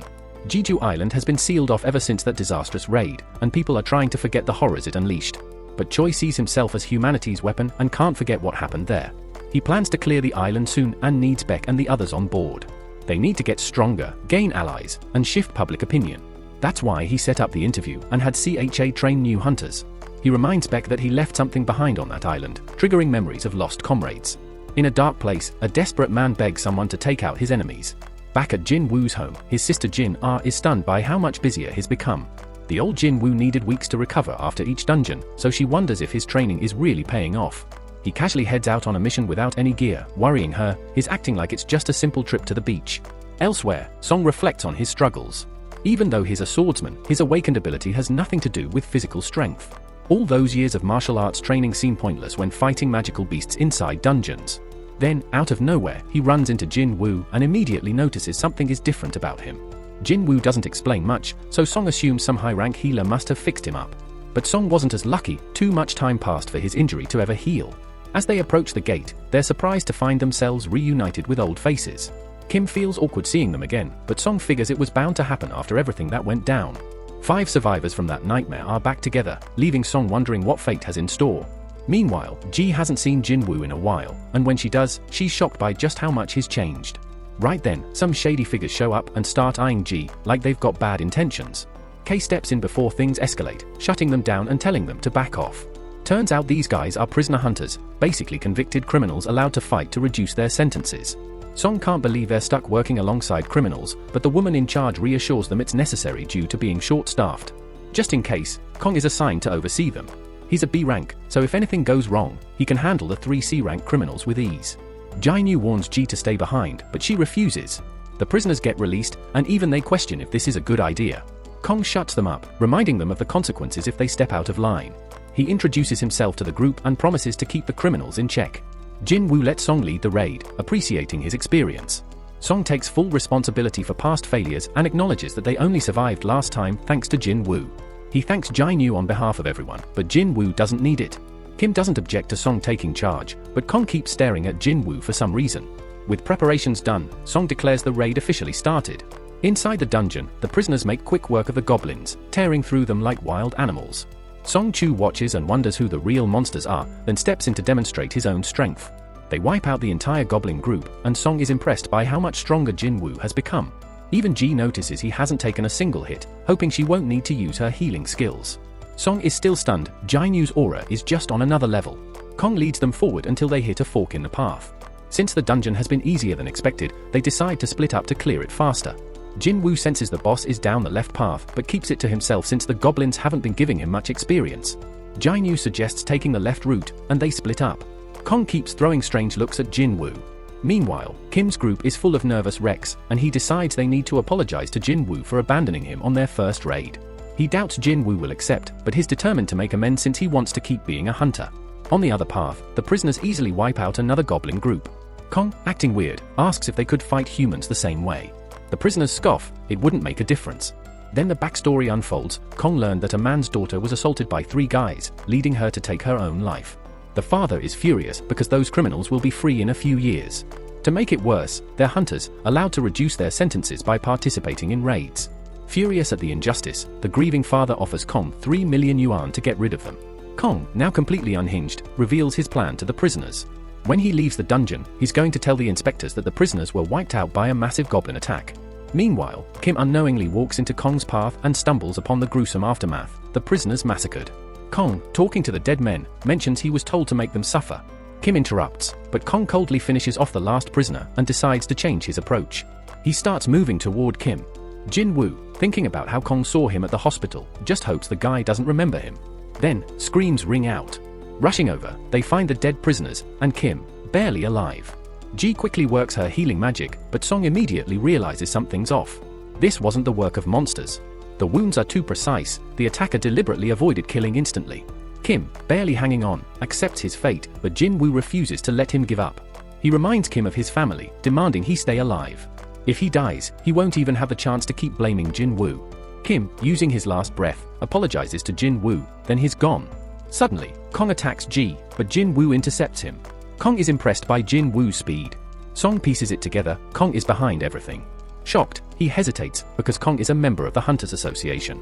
But Kong casually reveals his scheme. Instead of blaming the goblins, he'll claim the prisoners killed the hunters. He'll say they turned on him, but he fought back and survived.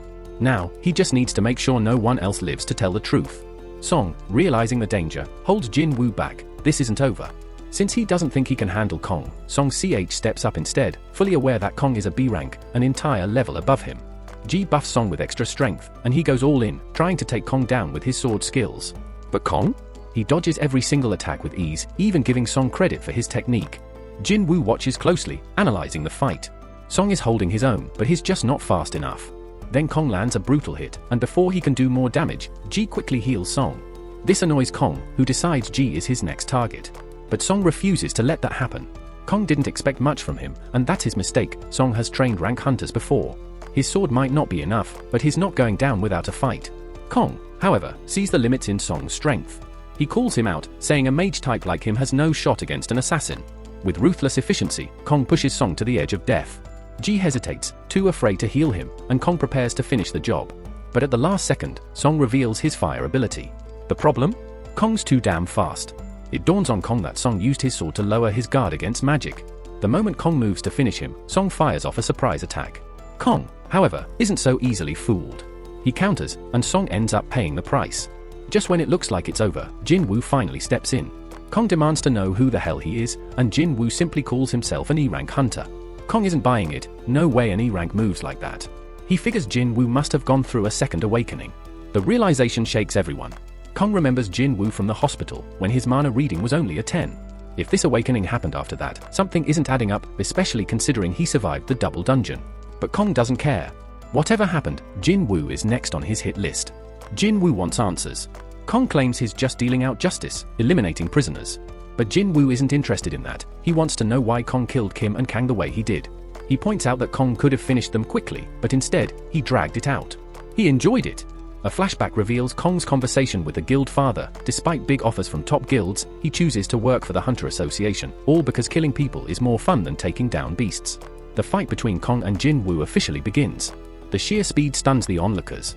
Kong quickly sizes up Jin Woo, similar build, but he has more experience fighting high-rank opponents. He uses that advantage to take control of the fight. But then Jin Woo does something unexpected. He tells Kong to tone down the bloodlust. It's already too late. The system kicks in, just like before. It alerts Jin Woo that there are threats in his presence. Once again, he's given a quest to eliminate his opponents. Darkness engulfs him, and Kong, who thought he had the upper hand, realizes something is off. Jin Woo attacks, and to Kong's shock, he's been poisoned. They continue exchanging blows, but Kong has a secret weapon of his own. Without warning, he vanishes.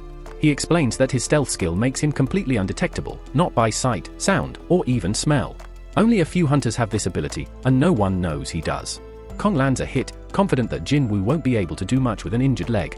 But then something impossible happens. Jin Woo heals instantly. Kong is stunned. He's never heard of a combat hunter who can also use healing magic. This unpredictability makes Jin Woo a whole new kind of threat. Jin Woo has changed. He says he's lost yet another emotion, and now, he doesn't even need anger to take down people like Kong. That realization shakes Song. The Jin Woo has taken lives before.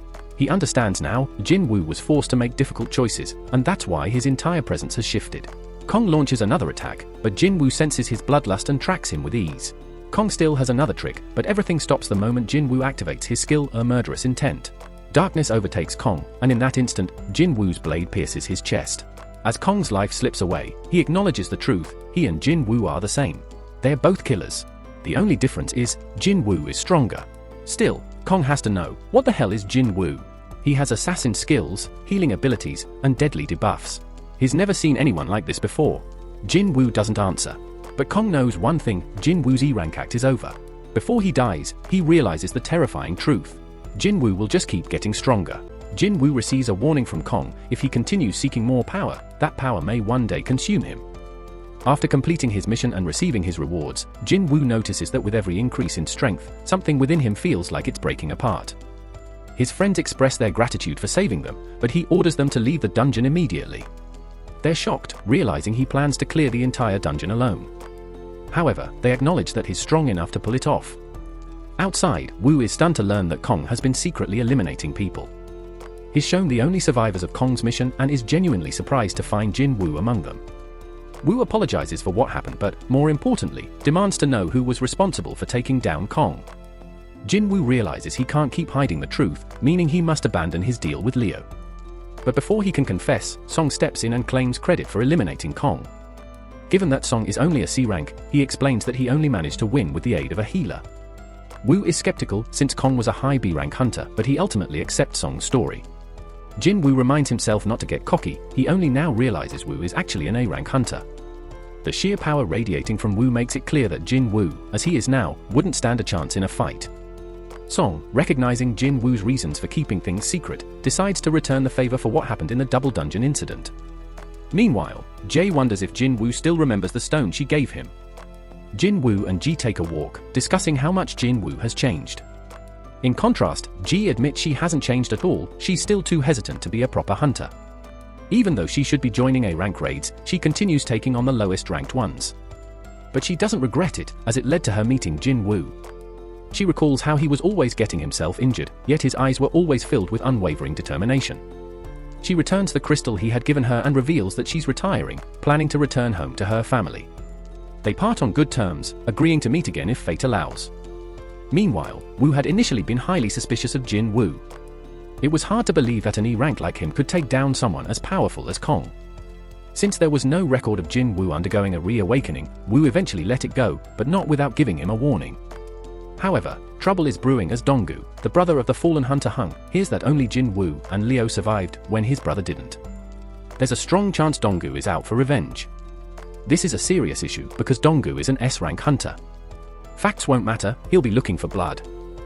Jin Woo knows that the law is powerless against S-rank hunters. These people can either bring salvation or destruction, and unfortunately, one of them now has their sights set on him. Woo advises Jin Woo to gather his family and flee the country, but Jin Woo sees this as yet another reason to grow even stronger. If he doesn't, he won't survive. Later, Jin Woo meets up with Leo and is caught off guard by what he sees.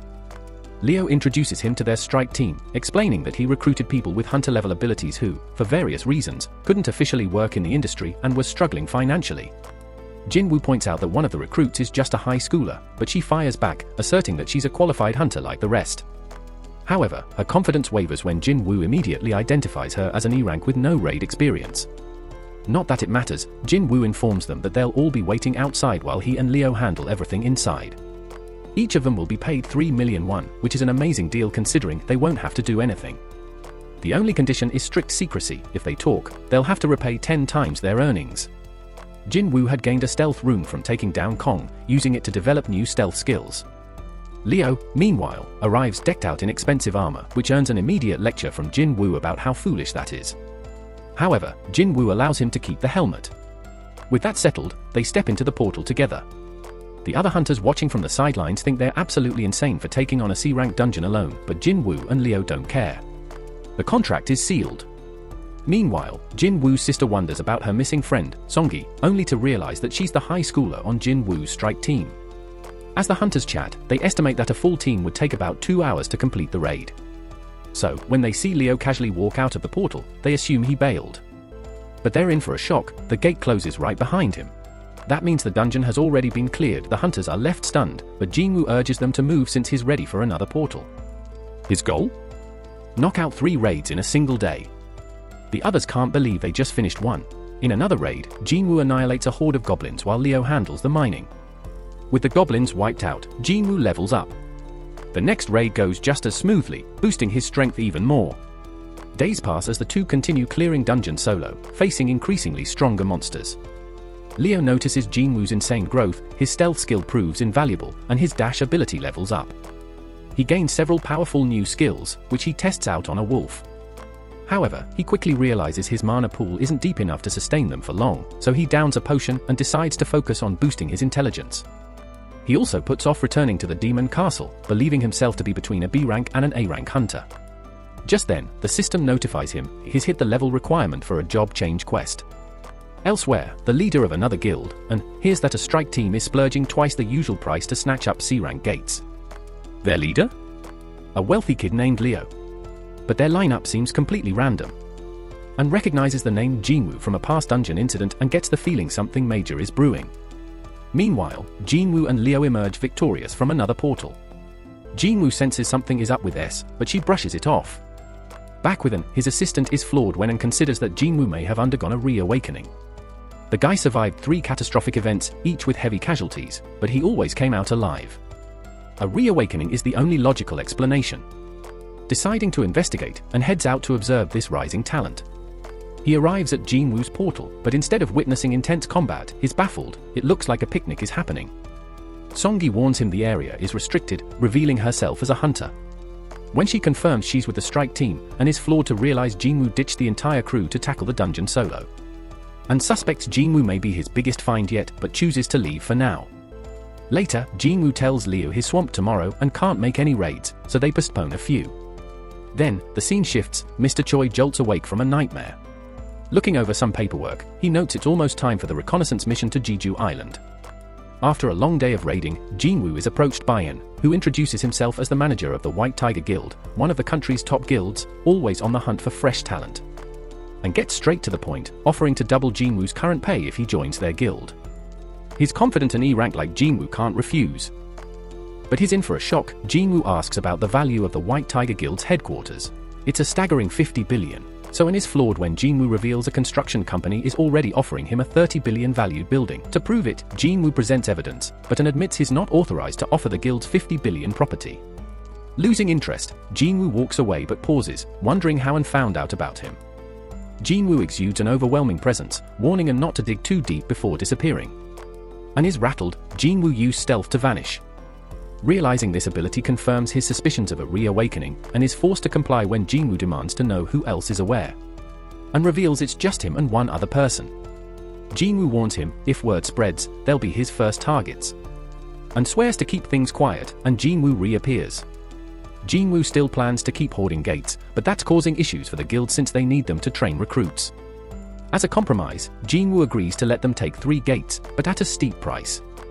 And is blown away when Jinwoo demands 300 million per gate. Desperate, and negotiates it down to 200 million, and surprisingly, Jinwoo accepts.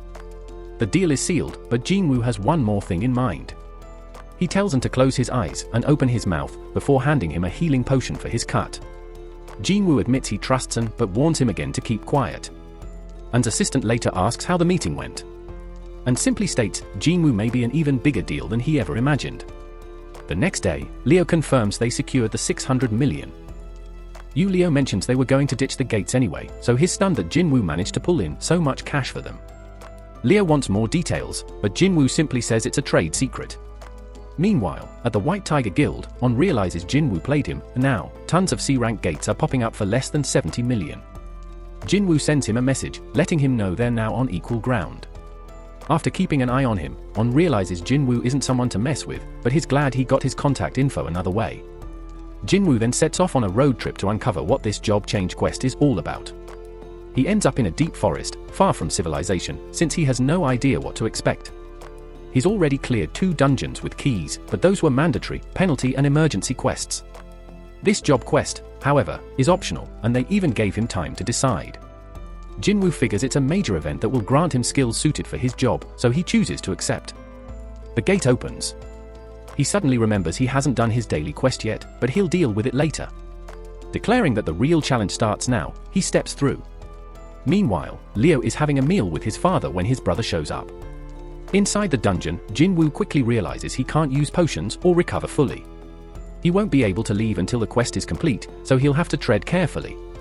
Suddenly, he hears something approaching and prepares for battle. It turns out to be an armored beast, and when Jinwoo attacks, he's caught off guard. His strike barely does anything. He attempts another hit, but it's still ineffective. Dodging a flurry of attacks, he remarks that he's faced tougher creatures with even higher defenses. Jinwoo then abandons his weapon and uses his bare hands, ripping the monster apart. He's not thrilled, though. He just wasted one use of his fatal strike skill. But before he can dwell on it, more enemies arrive. Meanwhile, Leo's father inquires about Jung's guild building efforts. He's heard that all the S-rank hunters Jung reached out to rejected him. That's true, but Jung reveals he's speaking with hunters from other countries. Leo realizes this could mean more competition for him, and he's stunned when Jung hints that he knows about his secret dealings. Jung warns Leo not to interfere because he understands what's at stake. Leo stays silent but is certain Jung wouldn't be so confident if he knew the full extent of his partner's power. Back in the dungeon, Jinwoo is tearing through the enemies, but he knows he'll need to rest soon. Just as he takes down another monster, he senses something, an enemy using stealth. To make things worse, a mage wielding light magic appears. It's oddly familiar, like he's reliving his past battles. First, an armored opponent, now enemies with stealth and magic abilities. The quest is proving far harder than he expected, but he isn't one to back down. Assessing the fight, he determines the best approach. The armored foe needs brute force, the stealthy one requires heightened perception, and the mage must be countered with intellect. Unfortunately, he hasn't invested much in intelligence. His fatigue is rising fast, and he knows he needs to end the fight quickly. Elsewhere, Mr. Choi meets up with the other hunters. They're ready to set out for Jojo Island. Back in the dungeon, Jinwoo defeats his opponents and finds a chest plate as his reward. He realizes he hasn't really focused on gear before. Equipping it, he's pleased to see it grants invisibility without affecting his movement. His level has risen, and he has gathered a solid collection of golden items. With his fatigue recovered, he pushes forward. Eventually, he reaches a massive door. The gust of wind that rushes out sends chills down his spine. Inside is an eerie throne room, and what he finds there shocks him. The sound and the overwhelming presence make his body recall something, a sensation just as terrifying as that double dungeon disaster. Jinwoo can't believe it. All that pressure, and it's coming from just one opponent. The enemy standing before him is a knight commander, and its name appears in red, Igris. Jin knew this dude wasn't like any enemy he had ever faced. Igris wasted no time, launching a blindingly fast attack. Jinwoo was stunned as he watched the knight slice through pillars like they were mere twigs. In an instant, Jinwoo was completely overpowered. The next hit sent him flying. He had no chance of keeping up. He was getting tossed around like a ragdoll, struggling to process just how monstrous this opponent was. Determined, Jin Woo unleashed a barrage of attacks, his speed insane, but his blade barely left a scratch on the knight's armor. He managed to block a single strike, only to be thrown backward. That's when he realized they were evenly matched in speed, but Igris was far stronger. This dude was dangerous, and Jin Woo wasn't sure he had any chance of winning without a proper weapon. Still, he had one idea, finding a way to deal damage through Igris's armor. He put away his dagger, and to his surprise, the knight discarded his weapon too. Meanwhile, Mr. Choi called the chairman, expressing his gratitude for approving the operation. The chairman warned him to be cautious, but Mr. Choi was already aware of the risks. This expedition wasn't about winning, it was about assessing the threat level. They were here to test the enemy's reaction. Mr. Choi remained focused, knowing the last raid on JoJo Island had never truly ended for him. Back in the dungeon, Igris wasted no time crushing Jin Woo. The knight tossed him around like a plaything, landing a series of devastating blows. Jin Woo was sent crashing through a wall, utterly shocked. He had blocked every hit, yet it still felt like he lost 500 HP. Thankfully, his armor had saved him. Without it, he'd already be dead. He had to admit, overpowering Igris was impossible, so he shifted tactics, relying on speed. Jin Woo dashed around, finally managing to push Igris back. He launched another flurry of attacks, but it became clear he couldn't land a clean hit. Igris countered every move and kept tossing him around. Even worse, Jin Woo noticed the knight's skill also boosted his defense. He was still getting wrecked, dragged back into the fight despite his best efforts. But Jin Woo wasn't giving up.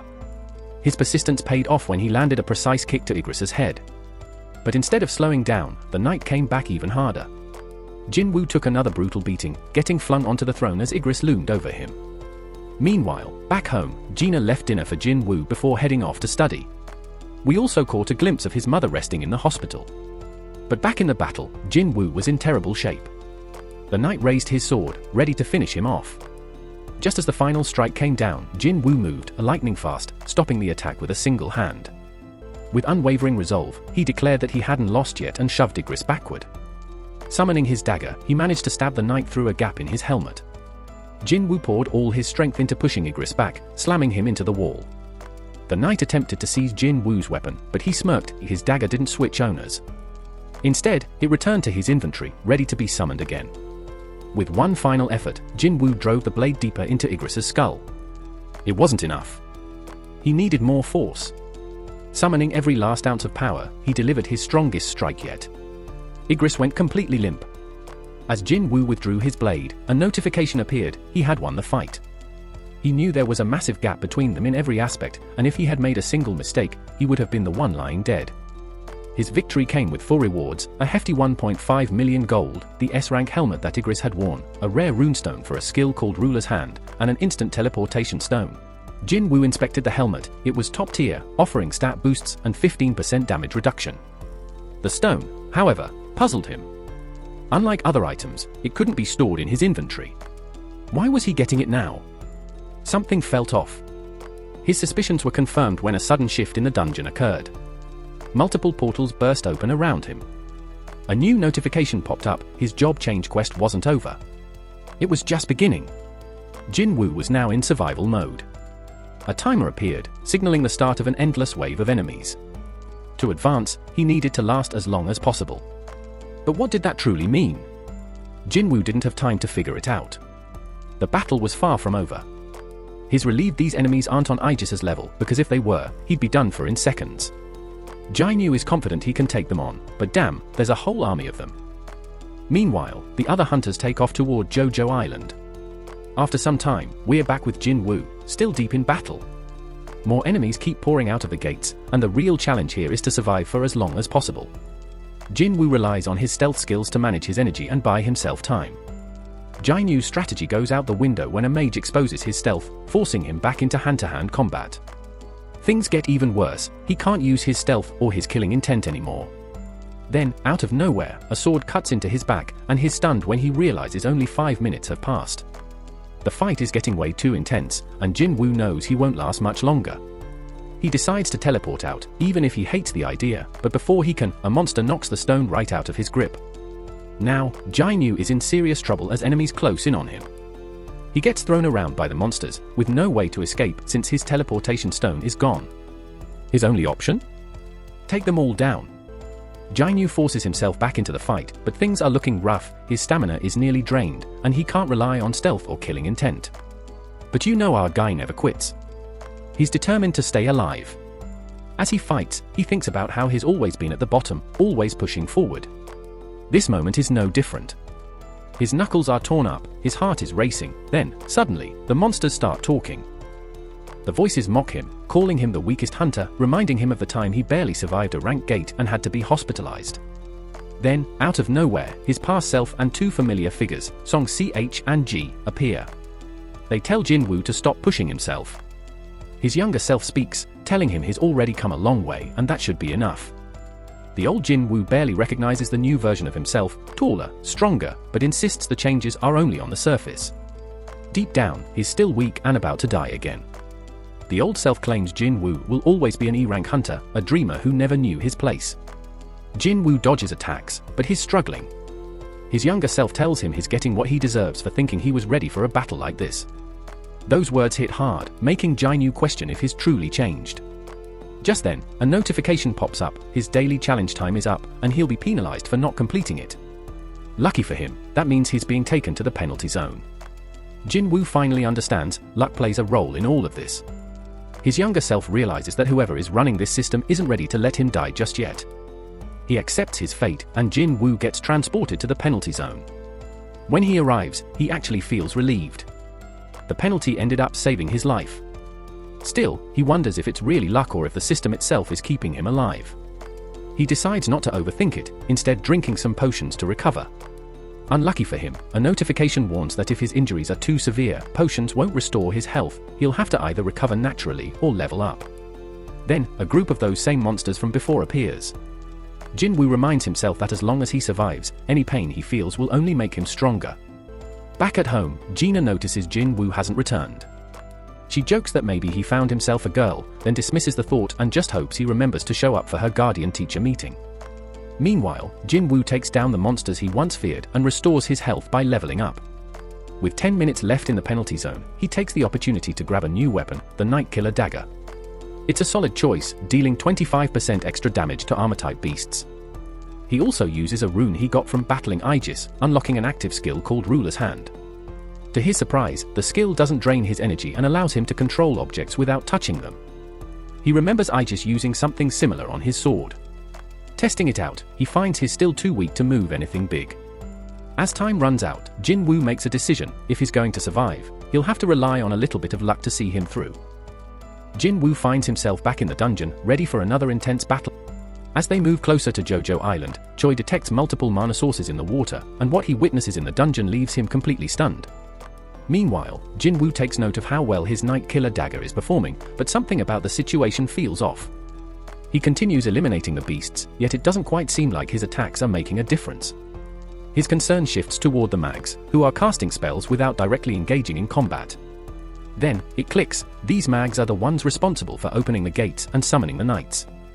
Acting on this realization, Jinwoo targets the mags and discovers that eliminating even one causes some knights to collapse. Seizing the advantage, he continues his assault, forcing the remaining mags into a defensive position behind the knights. Despite their attempts to hide, he eliminates another, leaving just 3 standing. In a last-ditch effort, the trio combines their magic, summoning a formidable golem. Recognizing the threat, Jinwoo moves to higher ground. Observing their miscalculation, summoning a single large creature instead of many smaller ones makes them more vulnerable. He swiftly dispatches the remaining mags, yet the golem remains active. Unfazed, Jinwoo unleashes his overwhelming strength, shattering the golem through sheer brute force. With that, all enemies are defeated, and a system notification announces the completion of his mission. Now, he has the option to advance to a higher class based on his performance. However, before he can make a decision, more messages flood in. They describe a path paved with corpses and the scent of blood, emphasizing the pursuit of absolute power. These notifications hint at an army bound to his command, and Jinwoo is utterly shocked when the system assigns him the Necromancer class. This revelation baffles him. Necromancers typically rely on intellect and magic, yet his build prioritizes physical strength, honed for an assassin-like combat style. Taking on this class seems counterproductive, rendering his efforts meaningless. Relieved to find an option to decline, he initially rejects the offer. But then, the system urges him to reconsider, emphasizing that this is a hidden class. Jinwoo hesitates, pondering whether it possesses unique abilities. he recalls how the mags manipulated summons, and the realization strikes, perhaps this job change wasn't random but orchestrated by the system itself. His intrigue grows. Mags may lack direct combat strength, but nothing dictates that a necromancer must fight from the rear. If class progression functions like stats, leveling up should also enhance his necromancy abilities, strengthening the shadow army mentioned in the messages. The idea of no longer battling alone excites him, and he ultimately accepts the class. Darkness erupts beneath his feet as the system finalizes the advancement process. Having excelled in his mission, he accumulates enough points to surpass the standard threshold. The power surge intensifies, lifting Jin Woo off the ground as the transformation completes. But what happens next is unexpected. He doesn't just become a necromancer. The system upgrades him directly to the Shadow Monarch class. Along with this, he gains unique class skills and ability points.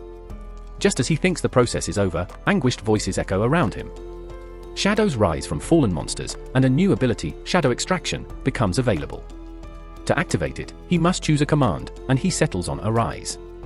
The moment he speaks, a surge of exhilaration rushes through him as the first members of his shadow army emerge. In addition to this ability, he gains shadow storage, allowing him to summon or dismiss these entities at will. However, extraction success depends on the strength and condition of the target. Experimenting further, he discovers that knights and mags appear in different ranks, sparking curiosity about whether high-ranking shadows retain their former power. Testing this theory, he attempts extraction on Igris. Despite his efforts, his initial attempts fail. Meanwhile, at the Hunter Association, Go Gunhee reminds Wu Jinchul that hunters can only grow stronger through reawakenings, which is why they train in combat and form alliances. Back in the dungeon, Jin Woo addresses Igris directly, acknowledging him as a warrior whose sole purpose is battle. Refusing to let such strength go to waste, he commands him to arise once more. This time, an overwhelming surge of power erupts from Igris' fallen body, and the extraction succeeds. Now able to name his highest-ranking knight, Jin Woo honors him by restoring his original title, Wigris. Elsewhere, Go Gunhee reflects on the unpredictability of reawakenings, hoping for a hunter capable of shattering all expectations. At that very moment, Igris and the rest of Jin Woo's newly formed shadow army kneel before him. Awestruck by the sight, Jin Woo acknowledges them as his loyal followers. Meanwhile, the other hunters finally arrive at Jojo Island.